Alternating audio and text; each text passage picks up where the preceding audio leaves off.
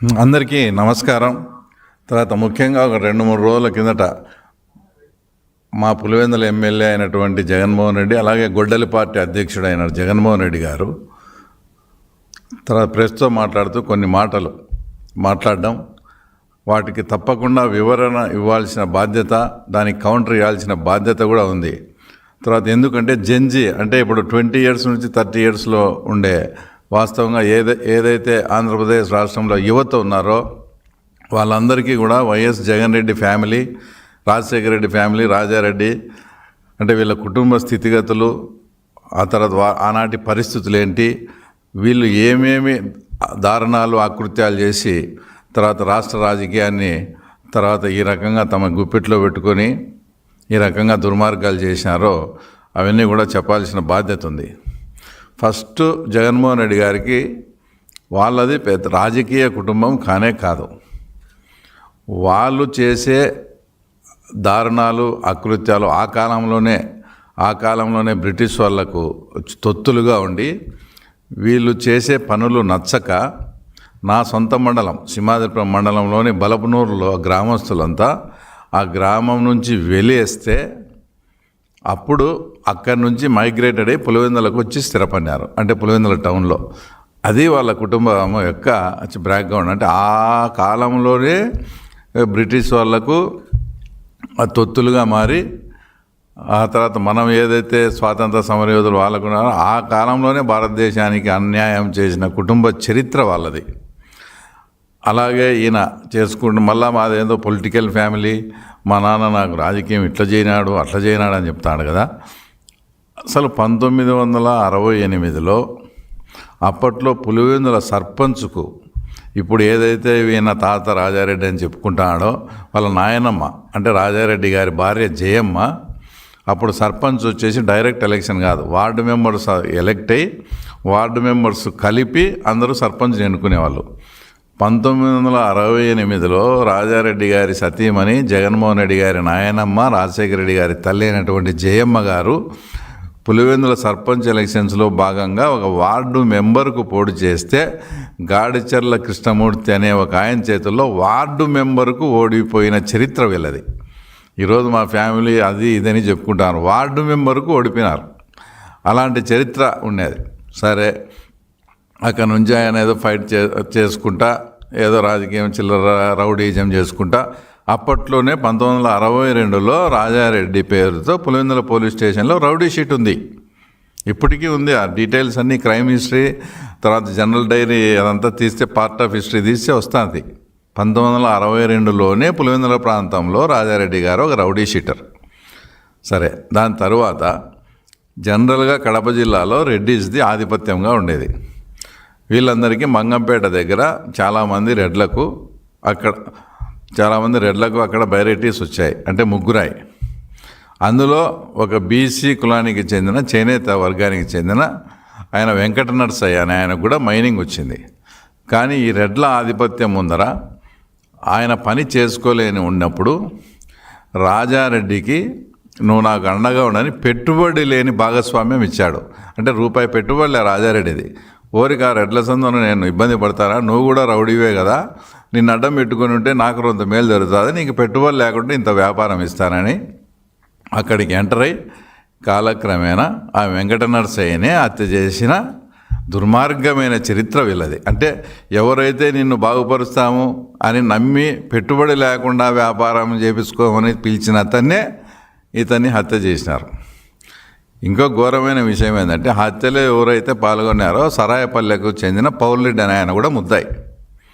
ఆ హత్య జరిగిన ఒక 3-4 సంవత్సరాల తర్వాత ఆ పౌర్రెడ్డి అని ఆయన కూడా గోటూరు దగ్గర అనుమానాస్పదంగా మృతి చెందినాడు. అంటే ఏంటి, ఈ హత్య చేయించింది రాజారెడ్డి, వీళ్ళేం తెలిసిపోతుందని హత్యలో పాల్గొన్న ఎవరైతే ఆ రోజు యాక్టివ్గా హత్యలో పాల్గొన్న పౌర్రెడ్డిని కూడా రాజారెడ్డి వీళ్ళే చంపించినారని కూడా పులివెందుల్లో ఈ విషయం అందరూ అనుకుంటారు. తర్వాత అందరికీ తెలుసు. ఆ రకంగా అక్కడ మంగంపేట బైరైటీస్ అనేది ఇలా సొంతం చేసుకొని దాంతో వచ్చే ఆదాయంతో చిన్నగా రాజకీయంలోకి ఎంటర్ అవుతూ ఆ ప్రాంతంలో ఏదైతే త్రివేణి స్టీల్స్ అని ఆ కాలానికి అక్కడ ఒక మంచి పారిశ్రామికవేత్త మురళీమోహన్ రెడ్డి అని త్రివేణి స్టీల్స్ పెట్టి ఆ ప్రాంతాన్ని బాగా ఆయన ఎదుగుతుండే క్రమంలో ఈ రాజారెడ్డి గారు అక్కడ మురళీమోహన్ రెడ్డిని కూడా హత్య చేయించినాడు. అది ఎందుకు ఇదంతా చెప్పాల్సి వస్తుందంటే, ఇప్పుడు ఎవరైతే కొల్లం గంగిరెడ్డి అని ఉన్నాడో, అంటే రెడ్డి శాండిల్కి సంబంధించిన ఆయన, ఆ గంగిరెడ్డి వాళ్ళ బ్రదరు బ్రహ్మానందరెడ్డి, గంగిరెడ్డి వాళ్ళ బాబురెడ్డి కలిపి ఈ మురళీమోహన్ రెడ్డిని ఆ రోజు రాజారెడ్డి చెప్తే హత్య చేయించారు. అప్పటి నుంచే వీళ్ళకి ఆ బంధం, కొల్లం గంగిరెడ్డికి వైఎస్ కుటుంబానికి బంధం అనేది ఎలా ఏర్పడిందంటే, ఆ మురళీమోహన్ రెడ్డి ఆ మంగంపేట బైరెడ్డి చేస్తా కోడూరులో ఉండి ఇప్పుడు మన పార్టీకి చెందిన బత్యాల చెంగల్లాయడన్న మీద పులివెందుల నుంచి రౌడీలు పోయి ఎన్నిసార్లు హత్యా ప్రయత్నం చేశారో ఒకసారి చెంగల్లాయడ్ గారిని అడిగి కూడా వివరం తీసుకోండి. నాకు తెలిసి 3 నుంచి 4 సార్లు అతి భయంకరమైన హత్యా ప్రయత్నాలు చేశారు. ఏదంటే దేవుని దయతో ఆయన అదృష్టం ఉండి తర్వాత బయటపడడం జరిగింది. ఇంకా 1989 ఎలక్షన్స్ అప్పుడు ముందు రాజారెడ్డి గారు జమ్మలమడుగు ప్రాంతంలో పెద్దమూడి మండలంలోని చిన్నమూడెం అనే గ్రామానికి ఎలక్షన్ సందర్భంగా రిగ్గింగ్ చేయాలని పోయినాడు. ఆ ఊరంతా కూడా అప్పట్లో గుండ్లకుంట శివారెడ్డి జమ్మలమడుగు ఎమ్మెల్యేగా ఉన్నాడు. ఆయన ఆధీనంలో ఉండేది ఆ ప్రాంతం అంతా. ఈయన రాజారెడ్డి పోతే, నువ్వు పులివెందులకు అయితే రౌడీరా, మాకేం రౌడీ అని ఒక ఇంట్లో వచ్చి ఈయన బంధింపజేసి చాలా అవమానపరిచి ఆ రోజు పంపించారు. తర్వాత దానికి రిటాలియేషన్గా, దానికి ప్రతీకారంగా ఎలాగైనా కూడా శివారెడ్డిని అంతమొందించాలని ఆ దేవుడోళ్ళకు వాళ్ళకుండే ఫ్యాక్షన్ నేపథ్యాన్ని అడ్డు పెట్టుకొని తర్వాత దేవుడోళ్ళను పిలుచుకొని తర్వాత శివారెడ్డి మర్డర్ కూడా హత్యకు ప్లాన్ చేసినారు. అది కూడా ఏ రకంగా మాకు బాగా గుర్తుంది. ఈరోజు ఆదన్న వాళ్ళు, మిగతా వాళ్ళు, దేవుడు నారాయణ రెడ్డి అన్న వాళ్ళు కూడా మన పార్టీలోనే ఉన్నారు. వాళ్ళు ఏదన్నా పని మీద కూడా పులివెందుల వైఎస్ వాళ్ళ ఆఫీస్ దగ్గరికి వస్తే వాళ్ళని చూస్తానే అవహేళనగా ఏం అయిపోయిందా పని అనేది. అంటే ఏం పని అంటే, అదే శివారెడ్డిని చంపే పని. లేదు శివారెడ్డిని చంపకుండా ఇంకా వచ్చారా, మీకు సిగ్గులే, ఇంకా మీరు ఎన్నాళ్ళు ఉండి అంతే. ఏదన్నా మీరు వీటికి పులివెందులకు వచ్చేలకు శివారెడ్డిని చంపే రావాలా మీరు. అంత ఫోర్సబుల్గా వాళ్ళని అవహేళన చేస్తూ మాట్లాడి వాళ్ళు ఇంకా వాళ్ళకు ఫ్యాక్షన్ నేపథ్యం ఉండేది. ఆ రకంగా మాట్లాడి కూడా తర్వాత వాళ్ళతో శివారెడ్డి మర్డర్ చేయించారు. ఎందుకు అంటే, ఈ ప్రతి మర్డర్స్ వెనక ఒక పక్కన హత్య రాజకీయానికి, ఒక పక్క రాజకీయానికి ఎందుకు ఇది కంబైన్డ్గా మెలికే ఉందంటే, శివారెడ్డి బతుకునేంత వరకు, వీరారెడ్డి గారు మాజీ మంత్రి బతుకునేంత వరకు జిల్లాలో ఎప్పుడే కానీ వీళ్ళ ఆధిపత్యం లేదు. 99లో కూడా మాకు 8 సీట్లు వచ్చినాయి. 94లో అవుట్ ఆఫ్ 11కు 9 సీట్లు వచ్చినాయి. ఎప్పుడు వీళ్ళు ఉంటే ఇంకా మనం ఈ జిల్లాలోనే ఎదగలేనప్పుడు రాష్ట్రంలో ఎదగాలంటే ఎట్లా? కాబట్టి వీళ్ళని తుదముచ్చించాలా. వీళ్ళకి ఎవరు ఆపోజిట్, వాళ్ళని చేరదీయడం, వాళ్ళతో చేపించడము, ఆ రకంగా తర్వాత శివారెడ్డిని కూడా మర్డర్ చేయించడం జరిగింది. ఇక రాజారెడ్డి హత్య ఇది ఆయన మాట్లాడడం ఏదో జాలితో వదిలేసినాము, చూస్తూ వదిలేసినామని. అసలు రాజారెడ్డి ఏమన్నా ఆయన ఒక రౌడీ షీటరు. అనేకమైనటువంటి హత్యలతో పులివెందుల ప్రాంతంలో ఆయనకు ప్రత్యక్షంగా కానీ పరోక్షంగా కానీ సంబంధాలున్న వ్యక్తి. పేర్ల మా పార్త అన్న అతనికి అగనెస్ట్గా మండలం ఎలక్షన్స్లో చెప్పకుండా పోటీ చేసినాడనే ఉద్దేశంతో ఇతను ఉంటే ఏదైనా మళ్ళీ భవిష్యత్తులో మనకు రాజకీయంగా ఇబ్బంది పడుతుందని ఆయన పులివెందులో ప్రాక్టీస్ చేస్తూ ఉంటే తర్వాత కొందరిని తర్వాత రౌడీ మూకలను హైర్డ్ పర్సన్స్ పంపించి ఆయన మర్డర్ ప్లాన్ చేసినారు. దేవుని దయతో ఆ రోజు ఆ రూట్లో 2 కానిస్టేబుల్స్ కూడా వెళ్తూ ఉన్నారు. వాళ్ళకి ఇదంతా తెలియదు కాబట్టి అక్కడికి అటాక్ జరిగేటప్పుడు వాళ్ళు పోవడము, వాళ్ళని చూసి వాళ్ళు చనిపోయిన వాళ్ళని వదిలేసిపోవడము, వాళ్ళు ఇమ్మీడియట్గా హాస్పిటల్లో చేర్పించడము, ఆ రకంగా ఆయన బతికి బెట్టగట్టినాడు. మాకు ఏ సంబంధం లేకుండా మాకు వచ్చి కేవలం రాజకీయానికి కోసమని మా అన్నను కానీ ఇంత పని చేస్తారా? ఇంకా రాజారెడ్డి బతికుంటే మమ్మల్ని చంపుతాడు కాబట్టి రాజారెడ్డినే మేము ఎందుకు చంపకూడదు అనే ఆలోచనతో చేసిన పని అది. నువ్వేదో వాళ్ళు ఏదో ఇంకోటో కాదు. నువ్వు బతికుంటే అతను మమ్మల్ని చంపుతావు. అట్టప్పుడు ఎవడైనా విధి లేని పరిస్థితుల్లో మా అన్న మీద అటాక్ చేసినారు, నువ్వు బతికుంటే మళ్ళీ మమ్మల్ని చేస్తావని ఇంకా మేము మనుగడ సాగించాలంటే రాజారెడ్డి అనే వ్యక్తి భూమి మీద ఉండకూడదని వాళ్ళు ఆ రోజు అటాక్ చేయడం, ఆయన చనిపోతే ఆ రోజు సొంతం పాడతా అన్న వాళ్ళ తమ్ముడు ఉమామహేశ్వరరెడ్డి కూడా ఆ రోజు ఆ తర్వాత వీళ్ళతో హత్య గావింపమన్నాడు. ఆ రోజు ఆ బాంబులు వేసే క్రమంలో ఆయన కూడా దెబ్బ తగిలి వేరే చోటు ఉంటే పులివెందుల నుంచి పోయి ఎవరైతే ఇప్పుడు భారతీ వాళ్ళ ఫాదర్ కానీ, అవినాష్ రెడ్డి ఫాదర్ కానీ, భాస్కర్ రెడ్డి కానీ, ఈసీ గంగిరెడ్డి కానీ ఆ కేసులో ముద్దాయి అందరూ వాళ్ళు. ఆ రోజే ఈ రిటాలియేషన్కు ప్రతీకారంగా ఆ రోజే జరిగింది. విచిత్రమైంది ఏంటంటే రాజారెడ్డి మర్డర్ చేసినారని ఉమామహేశ్వరరెడ్డిని మళ్ళీ వాళ్ళు వచ్చి చంపితే రాజారెడ్డి కేసులో పడిన వాళ్ళకు మీ అధికారాన్ని ఉపయోగించి శిక్ష పడింది. దానికి ప్రతీకారంగా జరిగిన మర్డర్లో శిక్ష పడలే. అంటే మీరు అధికారాన్ని ఏ రకంగా దుర్వినియోగం చేసి తర్వాత ఇంకా మేము జాలిపడి వదిలేసాం. నువ్వు వదిలేసేది ఏంది? వాళ్ళ నానా రకాలుగా ఇబ్బందులు పెట్టినావు. తర్వాత హైకోర్టులో వాళ్ళకు లైఫ్ పడింది. అది లైఫ్ ఎట్లా పడిందా ఏమనేది ఇంక అది మనం అవన్నీ ఇంక మాట్లాడకూడదు. లైఫ్ పడేట్టుగా చేసినారు. వాళ్ళ కుటుంబాలే సర్వనాశనం అయిపోయినాయి. 10-12 ఏళ్ళు జైల్లో ఉండొచ్చి ఇంకా తర్వాత వాళ్ళ మీద జాలి పడేదేంది? జాలి కాదు అది. అంతవరకు మీరు మీ ఇష్టం వచ్చినట్లు పల్లెల్లో వీళ్ళతో వాళ్ళని మర్డర్ చేయొచ్చు, వాళ్ళతో వీళ్ళని మర్డర్ చేయొచ్చా పబ్బం గడుపుకుంటూ ఉన్నారు. ఎప్పుడైతే పాఠశాలరెడ్డి వాళ్ళు ఇది కరెక్ట్ కాదు, మనం ఆయన బతుకుంటే మనం చంపుతాడని వాళ్ళ ఇంట్లో మనిషి జోలికి పోయేటప్పటికే వాళ్ళు కొంచెం మేలుకొని ఇది మన ఇంటికే చుట్టుకొని వస్తుందని మీరు భయపడి ఆ తర్వాత మళ్ళీ వాళ్ళ జోలికి పోలే. జాలితో కాదు, కేవలం వాళ్ళకు భయపడి. వాళ్ళకంటే రేపొద్దున మనం ఎవరి మీదికి పోయినా కూడా మన ఇంట్లో వాళ్ళ మీదకి వస్తుందని అప్పుడు భయపడి అక్కడి నుంచి కొంతకు కొంత తగ్గడం జరిగింది. ఈ రకంగా రాజారెడ్డి ప్రస్థానం సాగితే ఇంకా రాజశేఖర రెడ్డి విషయానికి వచ్చేటప్పటికి ఒకటి లింగాల మండలం అని ఉంది.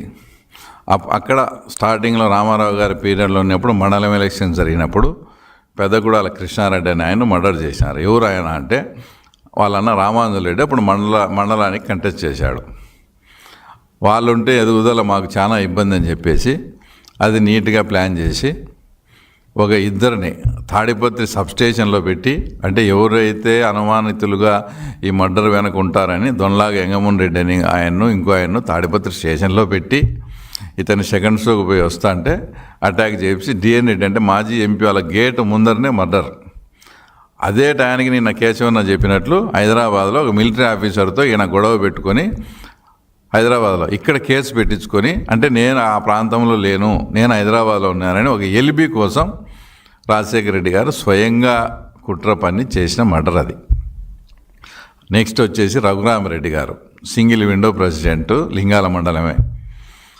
ఆయనను పులివెందులకు దగ్గరలో ఆయనను కూడా మర్డర్ చేశారు. ఈ మర్డర్ కూడా ఏంటి, ఆ రఘురామరెడ్డి అని ఆయన ఆ మండలం ఎలక్షన్స్లో వాళ్ళు చెప్తే వినకుండా ఇండిపెండెంట్గా కంటెస్ట్ చేసినాడు కాబట్టి ఆయన మర్డర్. నిన్న కేశవన్న కూడా వాళ్ళు కొంచెం బంధువులు కూడా అవుతారు మా పార్నపల్లిలో. ఎంత దారుణమైన విషయం అంటే మొత్తం ఆ ఊరికి 400 నుంచి 500 మంది రాజారెడ్డి పోయి జనాన్ని వేసుకొని పోయి మొత్తం లైట్స్ అన్ని ట్రాన్స్ఫార్మర్లన్నీ ఆఫ్ చేసి కాంప్రెషర్లు డైనమిట్లు పెట్టి పేల్చి వాళ్ళ ఇంట్లో ఉండే మొత్తం, ఇప్పుడు మనుషులంటే వాళ్ళు ఎవరు లేరు, లేడీస్ని కూడా చాలా అసభ్యకరంగా ప్రవర్తించి అందరినీ బయటికి పంపించారు. వాళ్ళ మెడల్లో ఉండే గొలుసులు, పట్టు చీరలు అవన్నీ కూడా లూటీ చేసి ఇంట్లో ఉండే పశువులను ఇడ్చాలనే ఇంగిత జ్ఞానం కూడా లేకుండా డైనమిట్లు పెట్టి పేల్చితే వాళ్ళకు ఉండే పశు సంపద అంతా కూడా ఆ రోజు చనిపోయి, అది చూసేదానికి కానీ అంత హృదయ విదారకంగా. అంటే రాజారెడ్డి కానీ వీళ్ళతో పెట్టుకుంటే ఊరు మీదకి వచ్చి విచ్చలవిడిగా కరెంటు లైట్లు స్విచ్ ఆఫ్ చేసి ఇండ్లు కూడా డైనమిట్లు పెట్టి మేము పేలుస్తాము. అంతటి భయానకమైన వాతావరణాన్ని లింగాల మండలంలో సృష్టించి ఇది చెప్పాల్సి వస్తుందంటే దానికి రాజకీయానికి సంబంధం ఉంది. ఇంతటి భయానకమైన వాతావరణాన్ని సృష్టించి లింగాల మండలం అంతా రిగ్గింగ్ చేసుకునేవాళ్ళు. ఎప్పుడైతే మన చంద్రబాబు నాయుడు గారు ముఖ్యమంత్రి అయిన తర్వాత 1996లో ఎంపీ ఎలక్షన్స్ వచ్చాయి. అక్కడ రాజమోహన్ రెడ్డి గారు కంటెస్ట్ చేశారు. అప్పుడు ఈయన 4,000 చిల్లర 5,000 స్వల్ప మెజార్టీతో గెలిచినారు. అప్పుడు ఏం జరిగింది, లింగాల మండలంలో అబౌవ్ 90% పోల్ అయినాయని చెప్పి మొత్తం లింగాల మండలం బాక్సులంతా రిగ్గింగే. ఆ బాక్సులన్నీ పక్కన పెడితే మళ్ళా కింద పడి ఆ బాక్సులు ఎంచితే అంతా కూడా వన్ సైడ్ రిగ్గింగ్. అంటే ఒక హత్యలు, లింగాల మండలంలో 2 హత్యలు, ఒక డైనమిట్లు పెట్టి భయభ్రాంతులను చేసి ఓట్లన్నీ చేయించుకొని ఆ తర్వాత ఆ రోజే మీరు ఎంపీగా ఓడిపోయింటే మీకు ఇంత రాజకీయ భవిష్యత్తు ఉండేది కాదు. అంటే ప్రతి మర్డర్ వెనుక కూడా వాళ్ళ ఒక పొలిటికల్ గెయిన్ అనేది ఉంటుంది. అసలు మీరు ఇంకా మామూలుగా ఆశ్చర్యపడతారు. గతంలో లింగాల మండలంలో ఎలక్షను రాత్రే బ్యాలెట్లన్నీ గుద్దేసుకొని పొద్దున ప్రజలు వచ్చేవారికి సంతకం పెట్టించుకొని పంపించేవాళ్ళు. అంటే పోలింగ్ అంతా రాత్రే పోలింగ్ ఆఫీసర్ని కంట్రోల్లో పెట్టుకొని ఆ ఊర్లోకి వస్తేనే రాత్రే బ్యాలెట్ పేపర్లు వస్తాయి. బ్యాలెట్ పేపర్లు రాత్రే అన్ని గుద్దేసుకొని పొద్దున్నే ఎవరైనా జనాలు వస్తే వాళ్ళతో వరకు సిగ్నేచర్ పెట్టుకొని పంపించేవాళ్ళు. అలాంటి ప్రజాస్వామ్య వ్యవస్థ వచ్చేసి పులివెందులలో ఉండేది. తర్వాత భారత్ బంద్ అని అప్పుడు మనం రామారావు గారి నాయకత్వంలో ఉన్నప్పుడు నేషనల్ ఫ్రంట్లో ఉన్నాం. భారత్ బంద్ జరిగితే విపరీతంగా పులివెందులలో జనాలు వచ్చి భారత్ బంద్ బాగా సక్సెస్ అయింది. ఆ రోజు ఏదైతే వాళ్ళకు కాలేజెస్ ఉన్నాయి, డిగ్రీ కాలేజ్ కానీ డిప్లొమా కాలేజ్ కానీ అప్పటికి వాళ్ళ కాలేజీలే, ఆ కాలేజీ లేకపోయి కూడా స్టూడెంట్స్ను లెక్చరర్స్ను ఈరోజు బంద్ అని చెప్పి పంపించారు. ఇంతవరకు వాళ్ళ కాలేజీలోకి ఎంటర్ అయిన చరిత్ర ఎప్పుడు లేదు. మా కాలేజీలోకి వచ్చి మా కాలేజీలే మూపించేంత ఇది ఉందా మీకు తెలుగుదేశం వాళ్ళకు? ఇది కాదు, కంట్రోల్ తప్పింది, మనకు భయం పోయింది, ఏదో ఒకటి భయం క్రియేట్ చేయాలని అప్పటికప్పుడు ఒక అతను విలేకర్ నారాయణ అని ఏదన్నా మంచి స్టోరీలు తెలుగుదేశం పార్టీ తరపున రాసన్నాడు. విలేకర్ నారాయణ మర్డర్ పులివెందులలో. తర్వాత ఒక వారం గ్యాప్ ఇచ్చి నంద్యాలపల్లి శివరామరెడ్డి అని ఆయన మర్డర్. వాళ్ళకు రాజకీయాలు ఏం సంబంధం లేదు పెద్దగా, జస్ట్ సానుభూతి పరులు. ఆ 2 మర్డర్స్తో పులివెందుల టౌన్ అంతా సరెండర్. ఏ సంబంధం లేకుండా కొంచెం సానుభూతి పరులుగా ఉండే వాళ్ళనే మర్డర్ చేస్తే ఇంకా తెలుగుదేశం వైపు యాక్టివ్గా తిరిగే వాళ్ళ మా పరిస్థితి ఏందని ఆ 2 మర్డర్స్తో పులివెందుల టౌను ఆ తర్వాత ఆటోమేటిక్గా ఇచ్చేసి మర్డర్. తర్వాత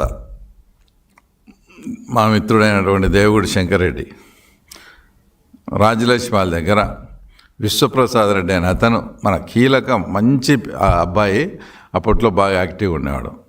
అతన్ని కూడా మర్డర్ చేసి ఆ విశ్వప్రసాద్ రెడ్డిని కూడా ఇది చేసినాడు. తర్వాత ఇదంతా లింగాలలో జరిగింది. ఇంకా దారుణమైన విషయం ఏంటంటే తర్వాత తుండూరు మండలంలో ఇనగనూరు అనే ఒక ఫ్యాక్షన్ విలేజ్. దాంట్లో 2 గ్రూపులు కూడా, ఒక గ్రూప్ రాజశేఖర రెడ్డి దగ్గర పోతుంది, ఒక గ్రూప్ రాజారెడ్డి దగ్గర పోతుంది. లేదంటే ఒక గ్రూప్ రాజారెడ్డి దగ్గర పోతే ఒక గ్రూప్ వివేకానంద రెడ్డి, అట్లా మేనేజ్ చేసేవాళ్ళు. వాళ్ళిద్దరినీ కాంప్రమైజ్ చేస్తాము, మీరు పులివెందులకు రండి అని చెప్పి వీళ్ళకు కొంచెం అనుకూలంగా ఉండే వాళ్ళకి హింట్ ఇచ్చి వాళ్ళను కూడా పిలిపిస్తామని ఇనగనూరు నుంచి పులివెందులకు వచ్చే దారిలో వీళ్ళకి ముందే ఇన్ఫర్మేషన్ ఇచ్చి వాళ్ళు అటాక్ చేస్తే 3 మర్డర్లు జరిగినాయి. చూడండి ఎంత దారుణంగా వీళ్ళు ఆ తర్వాత హత్యలకు రాజకీయానికి ముడిపెట్టి, అప్పుడు మళ్ళీ వాళ్ళందరూ జైలుకు పోతే వాళ్ళని జైలుకు పోయి వీళ్ళే కాపాడి వీళ్ళే తీసుకొస్తారు. ఈ ఉండే వాళ్ళతో మళ్ళీ ఇటు సైడ్ మర్డర్ చేస్తారు. లాస్ట్కు 2 వర్గాలు కూడా విధి లేని పరిస్థితుల్లో వాళ్ళకి ఏమి చేత కాక సరెండర్ అయిపోయి ఇద్దరికి ఊర్లో ఏమో కొట్లాడుకుంటారు, వీళ్ళు పిలిచేమో ఆఫీస్ కాడికి 2 వర్గాలు ఉంటాయి ఆడ, మళ్ళా ఊరికి పోతే మళ్ళీ కొట్లాడుకుంటారు. అట్లాంటి వాటిని కూడా ఒక నాయకత్వం వహిస్తూ ఇంకొకరు నాయకత్వం వహిస్తూ 2 గ్రూపులను మెయింటైన్ చేసుకుంటూ అలాంటి 2 ఫ్యాక్షన్ విలేజ్లో 2 గ్రూపులు మెయింటైన్ చేసిన తర్వాత నీకు ఓటింగ్ వస్తే పొద్దున్నే ఓటింగ్ రానిచ్చేది లేదు, ఏం లేదు, రిగ్గింగ్ చేసుకునేది. ఆ రకంగా వీళ్ళు రాజకీయంగా స్టెప్ బై స్టెప్ వచ్చేసి ఎదుగుతూ వచ్చి ఉన్నారు. ఇదంతా రాజశేఖర రెడ్డి గారి స్టోరీ. ఇంకా మన జగన్మోహన్ రెడ్డి దగ్గరికి వచ్చేటప్పటికి వాళ్ళ ఆయన ముఖ్యమంత్రి అయినాడు. ఇంకా ఈయనకు అప్పుడప్పుడే ఇది ఉంది. గుట్ట మీద మా అందరికీ బాగా తెలిసిన వ్యక్తి ఎరికెల మహేష్, అంటే క్యాస్ట్ ఎస్టీ. ఆయన నగరగుట్ట మీద ఆ ప్రాంతంలో బాగా మంచి ప్రజాదరణ, ఆ ప్రాంతంలో అంత తెలుగుదేశం పార్టీ గట్టిగా ఉంది. ఈయనంతా బెంగళూరు బేస్డ్ జగన్మోహన్ రెడ్డి. నేను బెంగళూరుకి పోయి వచ్చేటప్పటికి ఎరికెల మహేష్ కానీ చంపుతారా లేదా అని అల్టిమేటం ఇచ్చిపోతే ఇమ్మీడియట్గా ఒక వారానికి ఎరికల మహేష్ను దేవిరెడ్డి శంకరెడ్డి ద్వారా అది చంపడం జరిగింది. దాని తర్వాత ముఖ్యంగా జగన్మోహన్ రెడ్డి, మీరు చూసే జగన్మోహన్ రెడ్డి, మాకు తెలిసిన జగన్మోహన్ రెడ్డి ఏంటనేది ఈ రాష్ట్ర ప్రజలకు ఒక చిన్న ఉదాహరణతో చెప్తా, అతని మనస్తత్వం ఏంటో.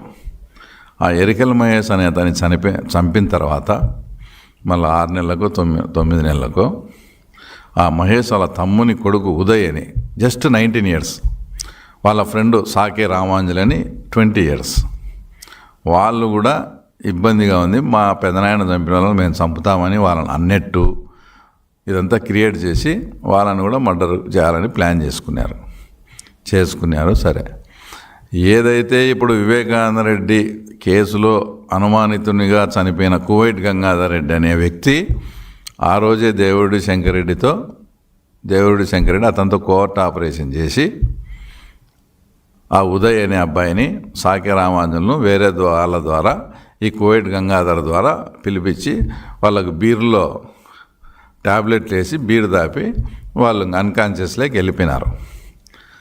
ఆ టయానికి జగన్మోహన్ రెడ్డి వీళ్ళ నాలెడ్జ్ లేకుండా పులివెందులకు వచ్చాడు.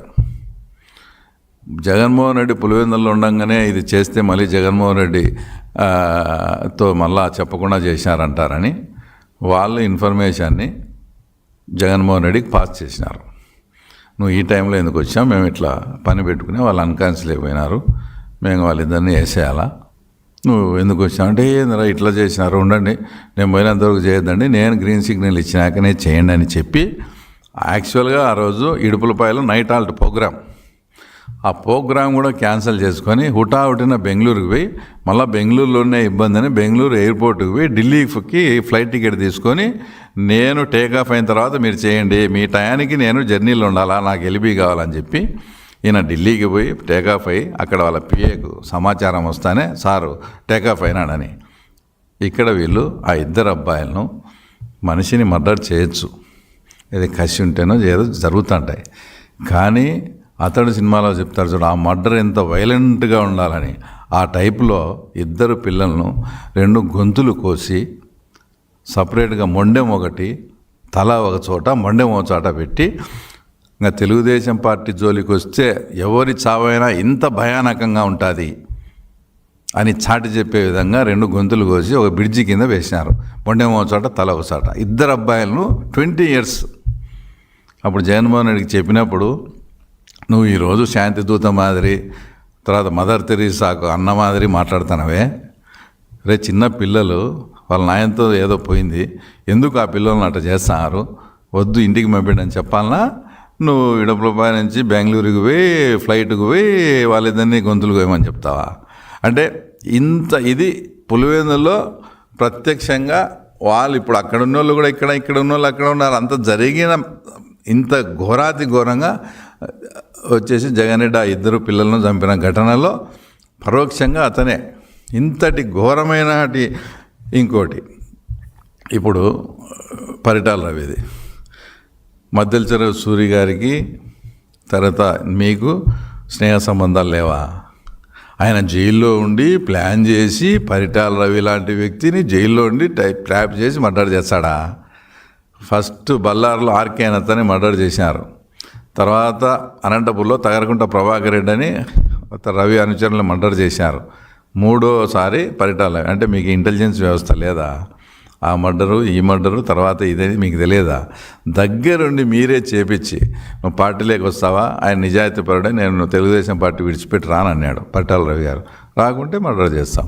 ఆ రకంగా మీరు లేకపోతే జైల్లో ఉండేదంట, ఆయన జైల్లోంచి నడిపేది, జైల్లోంచి ప్లాన్ చేసి మర్డర్, బయట మొత్తం సహకారం అంతా జగన్మోహన్ రెడ్డిది. పరిటాల రవి దాంట్లో జగన్మోహన్ రెడ్డి లేకుంటే పరిటాల రవి హత్య జరిగే సమస్య లేదు, అంతగా నువ్వు సపోర్ట్ చేసి ఆ రకంగా చేసినావు.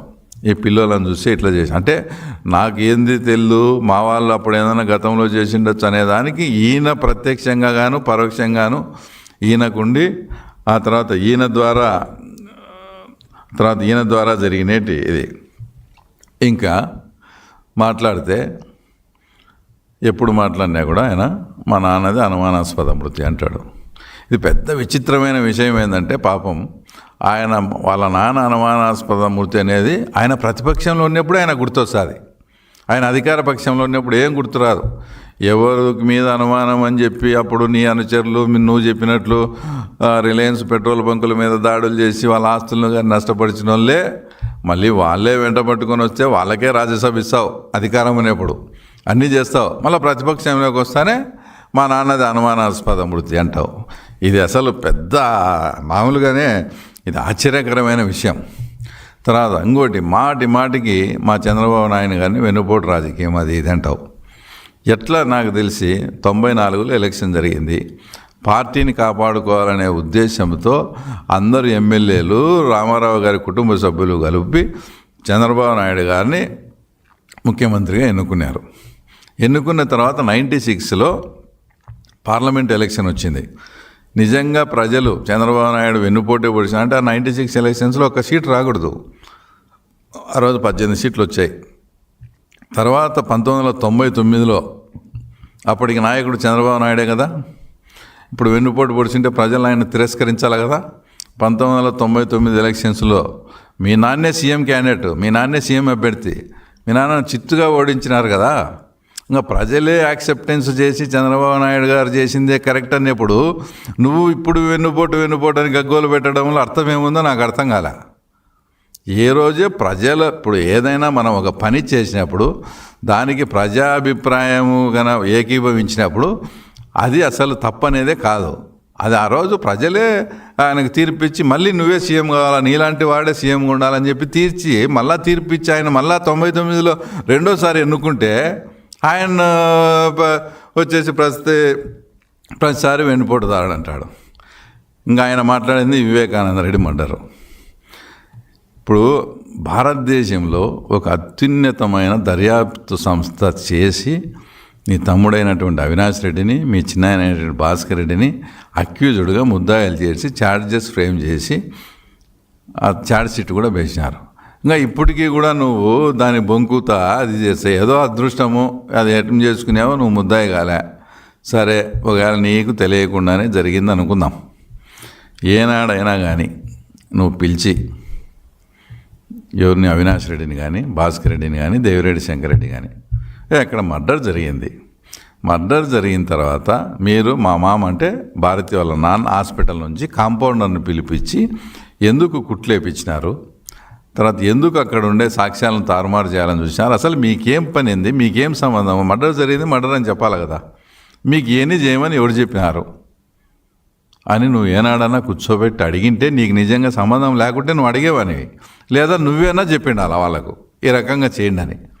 ఏ బుద్ధన్నా అడిగినావా? ఒకవేళ నీకు నిజంగా సంబంధం లేదంటే లేదు సరే అనుకో. వీళ్ళని ఏ రోజన్నా అడిగినావా వాళ్ళతో ఆ సమాధానం అడుగు, అప్పుడు నీకు అర్థమవుతుంది. లేదు ఇంకా నువ్వే చెప్పింటే మీ ఇద్దరు తోడదొంగలుగా. దాంట్లో ఏ సంబంధం లేని నన్ను చంద్రబాబు నాయుడు గారిని ఆదన్నను వీళ్ళందరినీ ఇరికియాలని చూసి ఏమేమో పడి ఇంకా ఇప్పటికీ ఇంకా వివేకానంద రెడ్డి ఇదే మాట్లాడితే ఇందాక చెప్పినట్లు తర్వాత వెన్నుపోటు అనేది అది కాదు. వెన్నుపోటు రాజశేఖర రెడ్డి గారు బతికున్నప్పుడే మళ్ళీ సీఎం అయిన తర్వాత ఓన్లీ మీ 3 ఫ్యామిలీలే అంటే షర్మిల అండ్ అనిల్, జగన్ అండ్ భారతి, రాజశేఖర రెడ్డి గారు అండ్ విజయమ్మ గారు 3 ఫ్యామిలీలు ఇజ్రాయెల్ పోయారు.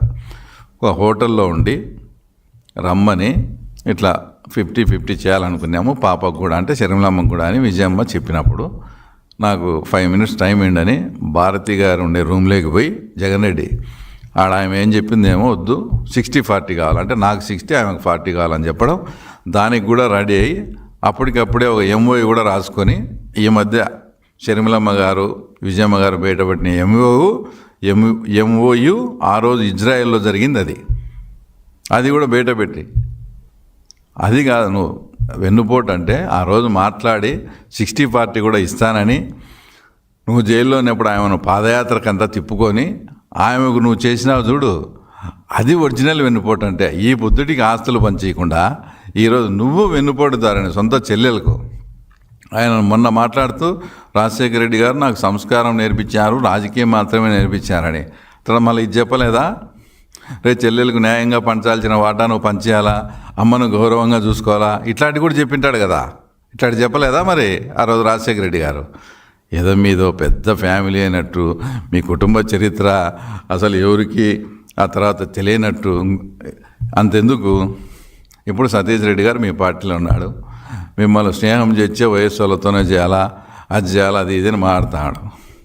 ఇదే సతీష్ రెడ్డి గారు తెలుగుదేశం పార్టీలో ఉన్నప్పుడు డిఎన్ రెడ్డి గారితో మాట్లాడి డిఎన్ రెడ్డి గారి ఇంటిలోంచి బయటికి వస్తా అంటే పార్నపల్లి బస్ స్టాండ్లో మీరు హ్యాండ్ గ్రనేడ్ అంటే పిన్ బాంబు అతని మీద వేసినారా లేదా?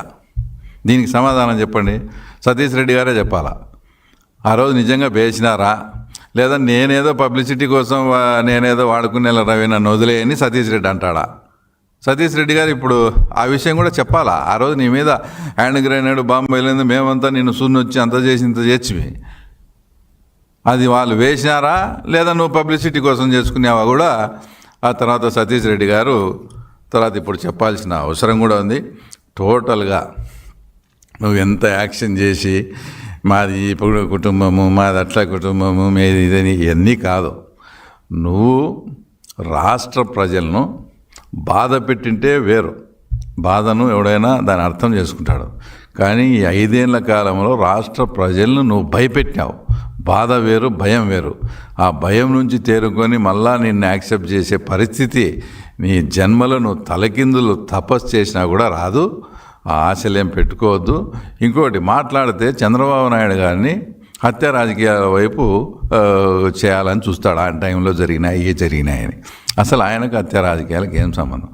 అసలు ఒకవైపు మేము సార్ వాడు ఇన్ని చేసినాడు పులిందల్లో, మనం వాడు 100 చేస్తే ఒక 5% అన్నా మనం చేయకపోతే మనల్ని నమ్మరు సార్, కొన్ని చేయాలని మేము సార్ను ప్రాధేయపడతా అంటే కూడా నో డెమోక్రసీ వేవ్లోనే పోవాలి, నేను అట్లాంటి చెడ్డ పనులే మనకు వద్దని మాకు ఆయన క్లాస్ పీకుతా అంటే మళ్ళీ ఆ తర్వాత నీదేదో ఆయన హత్య రాజకీయాలకు పోయినట్టు ఆయన హత్యారాజు నీలాగా ఆయన్ను జైల్లో పెట్టేయాలా, నీలాగా అట్లాగానా చంద్రబాబు నాయుడు గారు ఇప్పుడు ఏదో సామెత చూడు, అలుగుట ఎరుంగని అజాత శత్రువు అలిగి, ఆ ఆలోచన చంద్రబాబు నాయుడు గారికి 1% వచ్చిందనుకో నీతో ఇబ్బంది పడిన అనేక మంది బాధిత కుటుంబాలు, తర్వాత నేను కూడా అవన్నీ, ఎందుకంటే మా చిన్నాయన కూడా మీరు అధికారంలో ఉండబట్టి మా చిన్నాయన మర్డర్ అయినాడు.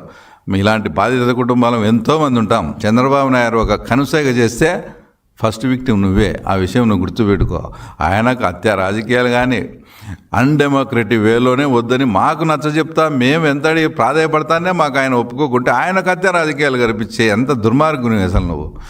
కాబట్టి అసలు పులిందుల ప్రజలు కూడా ఏమనుకుంటారు తెలుసా, ఏదో జరిగిపోయింది, ఆయన ముఖ్యమంత్రి నాడు చనిపోయినాడు, మళ్ళీ ఇవన్నీ పాత ఎన్ని లేపి రాజారెడ్డిని రాజశేఖర రెడ్డిని మళ్ళీ తిట్టేట్టు చేస్తాడు జగన్మోహన్ రెడ్డి. అసలు జగన్మోహన్ రెడ్డి రాసేడు ఎందుకు ఇట్లా చేస్తాడని పులివెందులలో ప్రజలు నవ్వుకునే పరిస్థితి. కాబట్టి ఫైనల్గా నువ్వు రాష్ట్ర ప్రజలను 5 ఏళ్ళు బాధ పెట్టలే, అందరినీ భయపెట్టినావు. కాబట్టి ఆ భయం నుంచి తేరుకొని చేయాలంటే ఇది అసంభవం.